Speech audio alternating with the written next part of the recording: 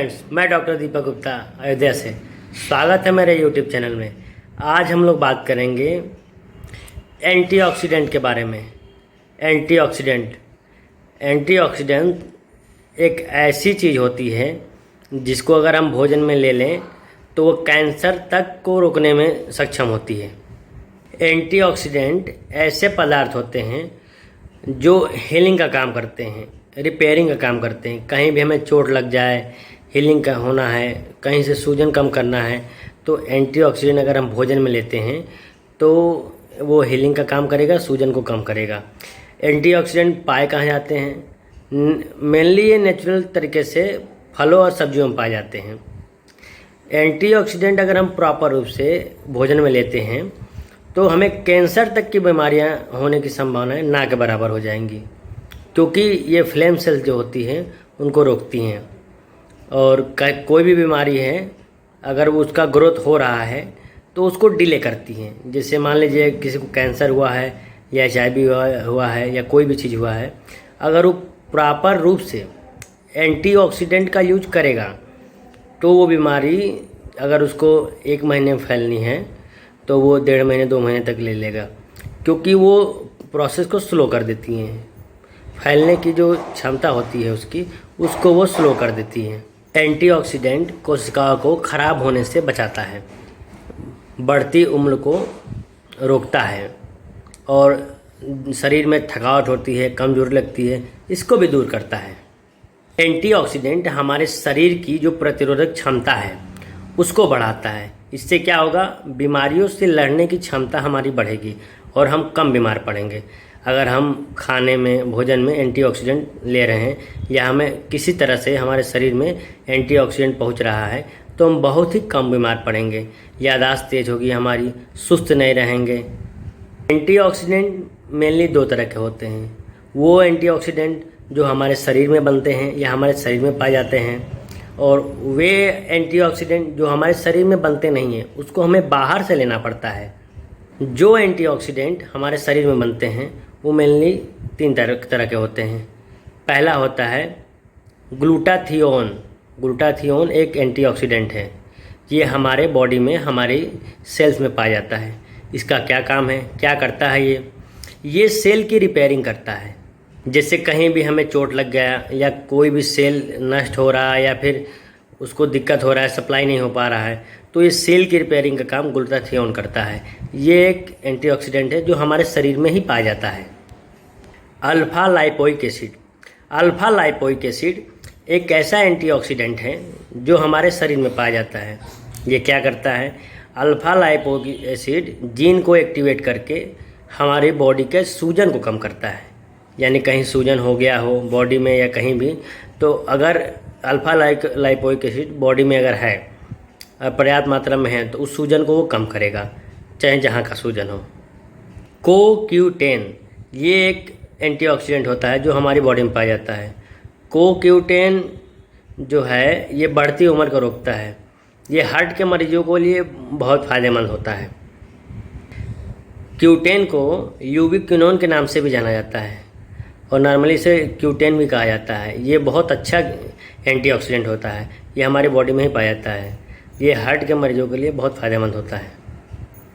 अब कुछ एंटीऑक्सीडेंट जो हमारे बॉडी में, हमारे शरीर में नहीं बनते हैं, उसे हमें बाहर से लेने की ज़रूरत होती है। जैसे रेब्राटॉल नाम का एक ऑक्सीडेंट होता है, एंटीऑक्सीडेंट होता है। ये अंगूर और रेड वाइन में पाया जाता है। अगर अंगूर हम खाते हैं या रेड वाइन पीते हैं तो रेब्राटॉल नामक एंटीऑक्सीडेंट हमें मिलता है। ये क्या काम करता है?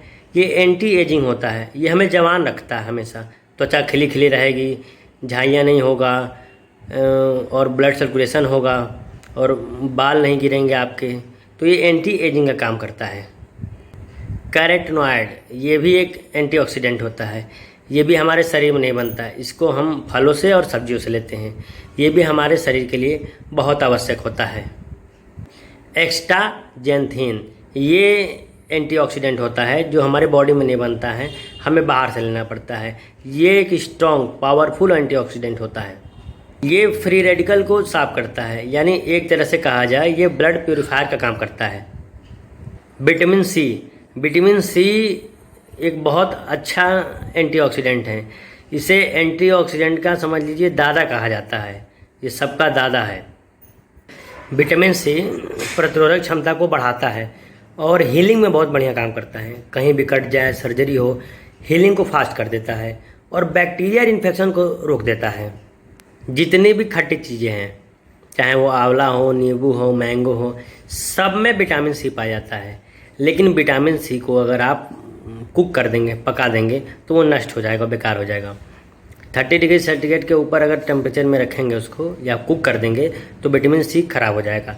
तो विटामिन सी कभी भी हमको लेना है तो रॉ फॉर्म में लेना है। रॉ मतलब कच्चा, जिससे नींबू आप खा लिए, आम है, संतरा है, आंवला है, ये सब विटामिन सी के बहुत अच्छे स्रोत हैं। अमरूद में भी विटामिन सी पाया जाता है। तो आपको विटामिन सी जब भी लेना है कच्चे के रूप में लेना है, ये नहीं कि पका दिए तो विटामिन सी मिल जाएगा। कभी भी पका करके आपको विटामिन सी नहीं मिल पाएगा। और विटामिन सी एक बेस्ट एंटीऑक्सीडेंट होता है, कुछ खरीदने की ज़रूरत नहीं है, वो अपने आप में सफिशिएंट है। विटामिन ई ये भी एक बहुत अच्छा एंटीऑक्सीडेंट है जो हमारे शरीर में नहीं पाया जाता, इसे हमें बाहर से लेना होता है। जैसे आप इसे दूध से ले सकते हैं, अंडे से ले सकते हैं। ये बहुत ही अच्छा एंटीऑक्सीडेंट है। विटामिन ई लेने से हमारे बाल बहुत अच्छे होते हैं और थकान नहीं होती है, स्किन अच्छी होती है हमारी। और विटामिन ई इन्फ्लामेशन में भी काम करता है, यानी कहीं भी अगर सूजन है उसमें भी ये नेचुरल एंटीऑक्सीडेंट है, उसमें भी काम करता है। तो विटामिन ई भी एक बहुत अच्छा एंटीऑक्सीडेंट है, इसे हमें खाने के साथ ज़रूर लेना चाहिए। सेलेनियम भी एक बहुत अच्छा एंटीऑक्सीडेंट है जो हमारे शरीर में तो नहीं होता, इसे हमें बाहर से लेना होता है। ये हम सब्जियों से ले सकते हैं और वेज नॉन वेज दोनों में मिलता है, ठीक है। और सेलेनियम जो लोग खाते हैं उनका दिमाग बहुत तेज होगा। स्किन डिजीज में बहुत बढ़िया फ़ायदा करता है, तो सेलेनियम का सेवन हमें खाने में ज़रूर करना चाहिए। अब ये है कि एंटीऑक्सीडेंट हम कैसे लें, जिससे अगर हम मार्केट से ख़रीदना नहीं चाहते हैं, घर पे ही उसको यूज करना चाहते हैं, तो ये हम फल और सब्जियों से ले सकते हैं। इसके लिए जब भी आप खाना खाएं, कोई ना कोई, अगर ना हो पाए फिर भी एक सलाद, कोई भी, चाहे वो टमाटर हो, चाहे मूली हो, चाहे गाजर हो, चाहे वो अमरूद ही हो, मतलब कोई भी एक फल या सलाद जो सीजनी हो। ये नहीं कि जब सेब 400 रुपये किलो हो तभी खाना है, एंटीऑक्सीडेंट मिलेगा, नहीं। जो सीजनी हो, जो 10 रुपये किलो, 20 रुपये किलो मिले, आप ले सकते हो। क्योंकि ये वीडियो मैं सबके लिए बनाता हूँ, ऐसा नहीं कि केवल बड़े लोग ही देख रहे हैं। अगर मजदूर लोग भी देखते हैं इसको, गरीब लोग भी देखते हैं, तो ये मीडियम क्लास लोगों के लिए वीडियो है कि आपका सीजनी फल या सीजनी सब्जी जो सबसे सस्ता हो उसको खाने में यूज करिए। ऐसा नहीं कि बहुत महंगा है, जब टमाटर 120 रुपये किलो हो जाएगा तभी फ़ायदा करेगा, और 10 रुपये किलो है तो नहीं फ़ायदा करेगा, वो भी फ़ायदा करेगा। तो अगर टमाटर सस्ता है, टमाटर यूज करिए। अमरूद सस्ता है, उसको यूज करिए एंटीऑक्सीडेंट के रूप में। धनिया सस्ता है, धनिया यूज करिए। हर चीज़ कोई भी सलाद के रूप में एक बार उसको एक ज़रूर यूज करिए। चुकंदर सस्ता है, उसको यूज करिए। तो हमें एंटीऑक्सीडेंट बाहर से खरीदने की ज़रूरत नहीं है। कोई भी सलाद या एक फल अगर हम यूज करते हैं तो हमें एंटीऑक्सीडेंट मिल जाएगा, कोई दवा बाहर से लेने की ज़रूरत नहीं है। ग्रीन टी भी एक नेचुरल एंटीऑक्सीडेंट है। आप चाहें तो चाय की जगह ग्रीन टी का यूज कर सकते हैं। ग्रीन टी में नेचुरल एंटीऑक्सीडेंट होता है और एक तरह से वो फैट कटर होता है। मतलब कि ग्रीन टी पीने से आपकी थकान तो दूर होगी ही, वेट लॉस भी होगा आपका और दिमाग तेज रहेगा। हाँ, लेकिन ग्रीन टी पिए तो कोशिश करें चीनी का यूज ना करें, नहीं तो पता चले वेट कम करने के चक्कर में वेट बढ़ जाएगा। क्योंकि जो चीनी आप यूज करेंगे वो अल्टीमेटली फैट बनेगा और फैट जाके एब्डोमेन में जमा होगा, फिर चर्बी बढ़ेगा। तो आप कहेंगे कि डॉक्टर साहब कहे थे ग्रीन टी पीने के लिए, ग्रीन टी पी लिए और वज़न बढ़ ही गया। तो ग्रीन टी जब भी पीना है बिना चीनी के पीना है। कुछ मसाले ऐसे हैं जिसको खाने से भी हमें एंटीऑक्सीडेंट मिलती है, जैसे लौंग हुआ, हल्दी, लहसुन, दालचीनी, अजवाइन, ये सब डेली रूटीन के। अगर इसको भी हम सब्जी में शामिल करते हैं या इससे सब्जी में डाल के खाते हैं तो इसमें भी एंटीऑक्सीडेंट होते हैं, इससे भी हमें एंटीऑक्सीडेंट मिलेगा। और हल्दी तो अपने आप में बहुत गुड सोर्स होता है एंटीऑक्सीडेंट का। विटामिन्स की बात करें जो एंटीऑक्सीडेंट होते हैं तो वो कितने mg हमें एक दिन में लेना चाहिए। अगर विटामिन ए की बात करें तो 1076 mg पर डे हमें लेना चाहिए। विटामिन ए अगर ले रहे हैं आँखों के लिए, वो भी एंटीऑक्सीडेंट ही है, तो 1076 mg पर डे लेना चाहिए। विटामिन सी की बात करें तो विटामिन सी जो है 107 mg पर डे हमको लेना चाहिए। यानी अगर आधा नींबू आप खा लें, अगर छोटा वाला एक नींबू भी खा लें तो काफ़ी है आपके लिए उतना। विटामिन ई ओनली 9 ग्राम, यानी अगर आधा गिलास भी दूध पी लें या एक अंडा खा लें या थोड़ा सा नॉनवेज खा लें तो हमें विटामिन ई मिल जाएगा, ज़्यादा की ज़रूरत नहीं है। अगर सब कुछ हमें इसी से मिल जा रहा है, फलों से, सब्जियों से, खाने से, तो दवा लेने की क्या ज़रूरत है हमें। इसलिए जब भी हम खाना खाएं कोशिश करें सलाद का यूज़ ज़रूर करें।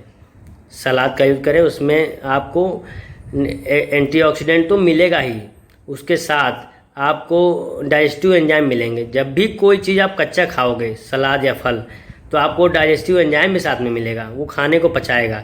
अगर उसको आपने कुक कर दिया, किसी चीज़ को आपने कुक कर दिया, तो एंजाइम जो होता है ज़्यादा टेम्परेचर सर्वाइव नहीं कर पाता है, वो मर जाएगा, ख़त्म हो जाएगा, उसका अस्तित्व ख़त्म हो जाएगा।